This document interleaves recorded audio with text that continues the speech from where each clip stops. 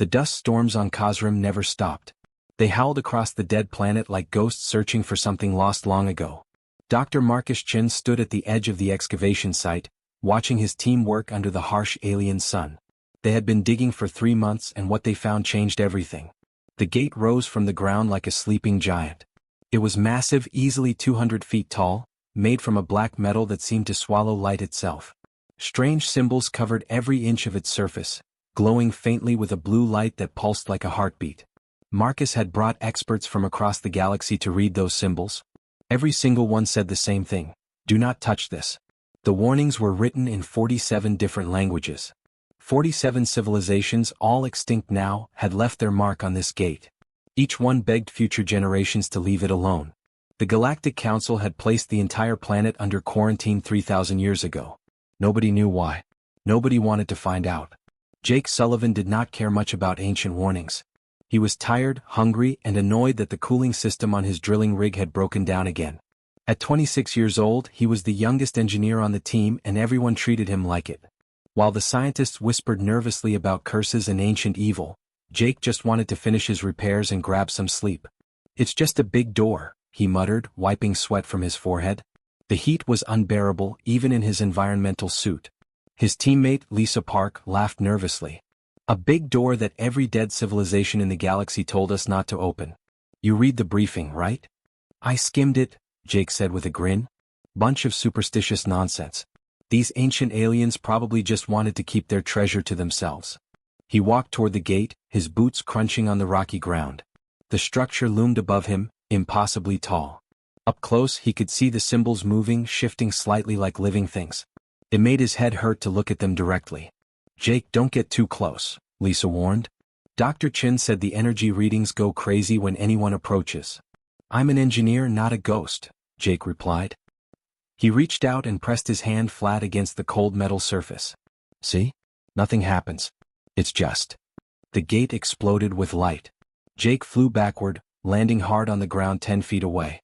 The blue symbols blazed like stars, racing across the surface in patterns that hurt to watch. A deep sound filled the air, so low it was felt more than heard. It vibrated through bones and teeth, making everyone drop to their knees. The ground shook. Dust rose in clouds around the gate as something ancient stirred beneath it. Cracks appeared in the stone, spreading outward like spider webs. Marcus shouted for everyone to fall back, but his voice was lost in the terrible sound.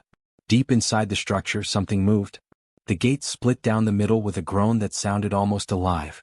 Darkness spilled out from the gap, thick and cold. And then, through that darkness, 2 enormous eyes opened.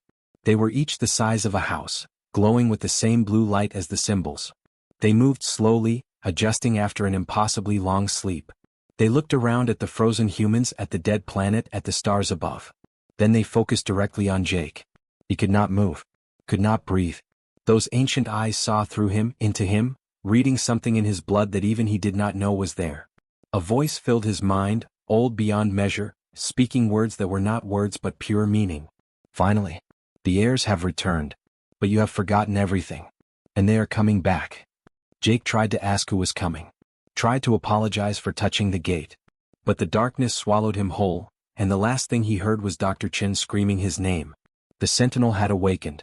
And nothing would ever be the same. Jake woke up 3 days later in the medical bay. His head felt like someone had filled it with broken glass. Every time he closed his eyes, he saw those massive blue eyes staring into his soul. The doctor said he was lucky to be alive. Jake did not feel lucky. Dr. Chin sat beside his bed, looking older than he had before. "The Galactic Council is sending warships," he said quietly. "They want us off this planet immediately. They're talking about destroying the gate." "What happened?" Jake's voice came out as a whisper. His throat was raw from screaming, though he could not remember doing it. "You activated something that was supposed to stay asleep forever," Chin replied. "The council representatives arrived yesterday. They're terrified, Jake. I've never seen aliens look scared before, but these ones are." The council meeting happened in the main tent. Representatives from 12 different species crowded around holographic displays, all of them arguing in their native languages. The translation devices could barely keep up. Jake sat in the corner, trying to make himself invisible. A tall insectoid creature named Ambassador Kreldar slammed its claws on the table. "The humans must leave now. This gate was sealed after the First War. Billions died. Entire star systems were consumed. The Sentinel was our last defense against the consuming dark. What is the consuming dark? Chen asked. Krelhar's mandibles clicked nervously. We do not speak its true name. It comes from beyond our reality. It feeds on consciousness, on thought itself. The ancient coalition built these gates to trap it, and sentinels to guard the prisons. For 3,000 years they have slept. Until this fool touched what he should not have touched. All eyes turned to Jake. He wanted to sink into the floor and disappear. The legend says only the heirs of the First War could open the gates, another ambassador said. This one looked like a floating jellyfish made of light. The heirs were the ones who built the sentinels. They died out millions of years ago. Apparently not, Krellar hissed, looking at Jake with disgust. That night Jake could not sleep. The voice kept echoing in his head, speaking in a language he somehow understood. He walked back to the gate, drawn by something he could not explain. The symbols were still glowing, pulsing in rhythm with his heartbeat. You should not be here, a voice said behind him. Jake spun around. Dr. Chin stood there holding a scanner. I couldn't sleep either, the old scientist admitted. The energy readings from this thing have increased by 300%. It's trying to communicate. With me, Jake said. It was not a question. Chin nodded slowly. Your genetic scan came back. There are markers in your DNA that don't match any known human ancestry. They're old, Jake. Older than our species should be. Somehow, somewhere in your family tree, there's something that connects you to whoever built this gate. The gate pulsed brighter. The voice returned to Jake's mind, stronger now. He saw images flooding his consciousness. A great war across the stars.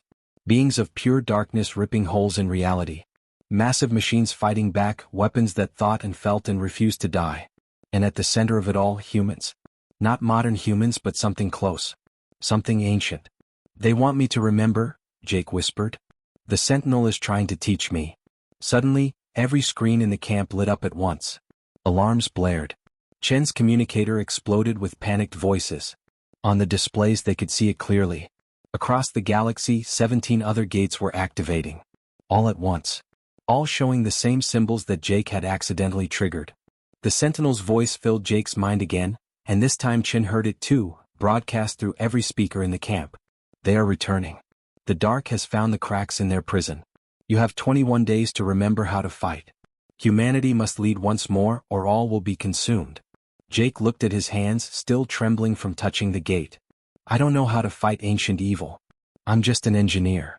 Then learn quickly, Chen said. Because ready or not, we're humanity's only hope. The Sentinel opened a doorway into itself, and Jake had no choice but to enter. The metal corridor inside was alive, pulsing with blue light that matched his heartbeat. Dr. Chen wanted to come with him, but the gate refused. It wanted Jake alone. This is insane, Jake muttered as he walked deeper into the ancient machine. The walls showed images from the past, battles fought long before Earth had even formed.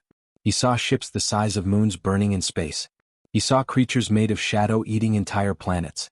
And he saw humans or something very close to humans standing at the front lines. The corridor ended in a circular chamber. In the center floated a sphere of pure light. When Jake touched it, his mind exploded with memories that were not his own. He became someone else.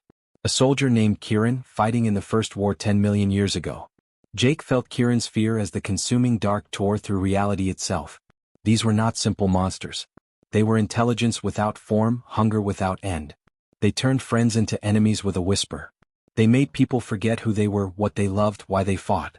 But Kieran's people, the predecessors, had one advantage. They could adapt. They could change. They refused to give up even when hope seemed lost. They built the Sentinels, massive thinking machines that could fight in ways organic beings could not. And they won barely by trapping the dark behind sealed gates scattered across the galaxy. Jake gasped as the memory released him. He fell to his knees, tears streaming down his face. We're them, he whispered. Humans are what's left of the predecessors. We forgot everything. We started over. The Sentinel's voice filled the chamber. Your species carries the key in your blood. The ability to resist corruption. The creativity to fight in unexpected ways. This is why the dark fears you most. Meanwhile, at the edge of the galaxy, a research vessel approached another awakening gate. The crew was mostly Krellar, with one human navigator named David Santos. They had orders to study the activation and report back. Nothing more. The gate opened without warning. Darkness poured out like liquid shadow. It touched the ship's hull and reality bent wrong. The Kreldar crew started screaming. Their minds could not handle what they saw. Their thoughts turned against them, showing them horrors that made them claw at their own heads. David felt the darkness touch his mind too. It whispered promises of peace, of rest, of forgetting all his pain. For a moment he almost listened. But something in his blood, something ancient and stubborn, refused. He fought back, not with strength but with sheer human stubbornness. He managed to send one message before the ship was consumed. It's real. The dark is real. Humans can resist longer. Tell Jake he was right. Back on Khazrim, the Galactic Council could no longer deny the truth. Ambassador Kreldar stood before Jake, its pride clearly wounded. We need you. We need humans. Our species are too rigid, too logical. The dark breaks our minds easily. But you chaotic, stubborn creatures might actually survive long enough to fight. Dr. Chin negotiated hard. Humanity will help, but we're not your weapons. We're partners. You teach us what you know about the dark and we'll teach you how humans think. The first training began that night. 20 human volunteers entered the Sentinel, connecting their minds to its ancient intelligence. The process was agony. It felt like learning 1,000 years of knowledge in a single hour. Half of them passed out. But those who survived came out changed. They could see energy patterns invisible to normal eyes. They could feel the dark approaching like a cold wind on their souls. Jake stood at the center of it all, no longer just an engineer who made a stupid mistake. The Sentinel had chosen him as the link between humanity and the ancient war machines. Through him the others learned faster, fought better, understood deeper. 3 weeks after he touched the gate as a joke, Jake watched the first rift open in space. The dark was coming home. And this time humanity would be ready. The neural integration chamber looked like a nightmare made real. Jake floated in thick blue liquid while metal tendrils connected to his skull, his spine, his nervous system. The pain was beyond description. It felt like his brain was being rewritten one cell at a time. The Sentinel was not just teaching him. It was becoming part of him. 50 human volunteers underwent the same process across the galaxy. Only 37 survived. The others died screaming, their minds unable to handle the merger of human consciousness and ancient artificial intelligence. Dr. Chin watched the casualty reports with horror, but Jake insisted they continue. The dark would not wait for them to be ready. When Jake finally emerged from the chamber he was different. His eyes glowed faintly blue in dim light. He could feel the other sentinels awakening across the stars, connected through a network older than most civilizations. And he could feel something else. Something cold and hungry pushing against the barriers between dimensions. They're coming early, he told the assembled council. His voice had an echo to it now as if two beings spoke at once. The rifts are weakening faster than the ancient logs predicted. We have days, not weeks. The words were barely out of his mouth when alarms screamed across the communication network. A colony world called Haven's Rest, home to 3 million people, had gone dark. The last transmission showed darkness spreading across their sky like ink in water. Jake and his team deployed immediately. They flew in ships modified to carry sentinels, massive war machines that had slept for eons. Jake's sentinel was called the Warden. When he connected his mind to it fully, the machine stood up for the first time in 3 million years. It was 300 feet tall, covered in weapons that bent the laws of physics. Haven's Rest was dying when they arrived. The sky had turned black despite the sun still shining. People wandered the streets with empty eyes, their minds hollowed out by the dark's touch. Buildings melted and reformed into impossible shapes. Reality itself was breaking down. Jake felt the Warden respond to his determination. They moved as one being, firing weapons that shot pure order into the chaos. Where the energy beams hit, reality snapped back into place. The dark screamed, a sound that existed only in minds as it was pushed back. But it was not enough. More darkness poured from the rift, and Jake realized the horrible truth. The dark was not mindless. It was intelligent. It was testing them, learning how they fought. All teams, converge on my position, Jake broadcast through the Sentinel network. We need to close the rift, not just fight what comes through. 6 more human pilots arrived in their Sentinels, along with 3 aliens brave enough to undergo the integration. Together they formed a circle around the rift. Through Jake's connection they all felt each other's thoughts, fears and hopes. Human creativity merged with alien logic merged with ancient Sentinel knowledge. They created something new. Something the builders had never imagined. A unified strike that wove all their powers together. The rift screamed as it collapsed. The darkness retreated, burning away like fog in sunlight. Haven's Rest was saved, though hundreds had already died. Dr. Chen led the evacuation teams on the ground. He moved through the corrupted zones, scanning everything, recording data about how the dark infected reality. He found a pattern in the chaos. A weakness. The dark could not exist where hope was strongest, where people refused to give up. He transmitted his findings to Jake, knowing it was his last act. The corrupted zone was collapsing and he was too deep inside to escape. His final message was clear. The Sentinels are not just weapons. They're teachers. They're showing us how to be what the Builders were. United. Determined. Unbreakable. Don't fight alone, Jake. Build the coalition. The transmission ended. Dr. Chen was gone. Jake stood in the warden's control chamber, tears streaming down his face. 3 more rifts opened simultaneously across the galaxy. The dark was launching its full invasion. But now Jake understood what his mentor had died to teach him. Humanity would not face this alone. And together they would show the dark why the Builders had feared humans most of all. The galaxy burned. 17 rifts tore open across charted space, pouring darkness into reality like poison into water. Millions died in the first hours. Entire worlds went silent, their populations consumed or corrupted. The Galactic Council fractured as species turned on each other, blaming, arguing, drowning in their own fear. Jake stood at the center of it all, connected to 200 Sentinel pilots spread across the stars.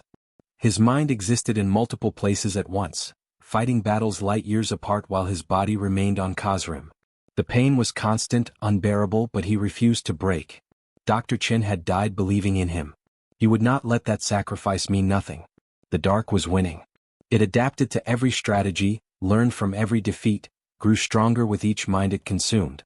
The ancient Builders had barely stopped it before. How could they hope to win now? Then Jake saw it. A memory buried deep in the Sentinel's core files. A truth the Builders had hidden even from themselves. Everyone, pull back to defensive positions, he ordered through the neural network. I need to show you something. The human pilots felt his shock ripple through their connections. Jake projected the memory to all of them at once. They saw the end of the First War, the moment of victory. But it was not what the legends claimed. The Builders had not simply defeated the dark and sealed it away. The Builders had become the dark. In their desperation to win, they had merged themselves with their enemy, trying to understand it, control it. But the corruption worked both ways. Slowly, over centuries, they forgot who they were. They forgot love, hope, individuality. They became the very thing they fought against, locked in an eternal cycle of consuming and being consumed. That's why the Sentinels chose us, Jake whispered, and every pilot heard him. The Builders left their knowledge, their weapons, but also a warning. Don't repeat their mistake. Don't lose yourselves trying to become monsters to fight monsters. A young pilot named Sarah Chen, Dr. Chen's niece, spoke through the network. Then what do we do? We're losing. The dark is too strong. Jake felt something click in his mind. Human creativity meeting ancient knowledge, producing something entirely new. We don't destroy it. We don't become it. We do what humans do best. We adapt it. We change the rules. He reached out through the Sentinel network, connecting not just to pilots but to every awakened Sentinel across the galaxy. Thousands of ancient machines all waiting for orders. But Jake did not give orders. He asked them a question. Do you want to fight forever or do you want to rest? The Sentinels responded. They were tired. 3 million years of waiting, fighting, guarding. They wanted peace too. Together, human pilots and ancient machines created something the Builders had never imagined. Not a weapon but a transformation. They took the Sentinel's prison technology and reversed it. Instead of trapping the dark behind gates, they created a loop. A prison that fed the dark not on fear and despair, but on human determination and hope. Every time the dark tried to consume, it would hit a wall of stubborn human refusal to give up. Every time it tried to corrupt, it would encounter alien logic it could not break. The prison would not destroy the dark, but trap it in an eternal cycle of failure, feeding on its own hunger until it had no strength left. The 17 rifts collapsed simultaneously. Reality snapped back into place. The darkness retreated, not destroyed but contained in a way it had never been before. Sealed not by force but by the sheer stubborn hope of a galaxy that refused to die. Jake disconnected from the network, his body collapsing from exhaustion. When he woke, 3 days had passed. The Galactic Council had restructured entirely. Humans were now the Sentinel Guardians, caretakers of the ancient network. He returned to Khazrim, to the first gate where everything began. His hand touched the cool metal, no longer afraid. The Sentinel's voice spoke, gentle now, almost proud. Well done, Air. Your watch begins. Jake smiled. Humanity had touched the gate as fools. They would guard it as warriors. And the galaxy would never forget.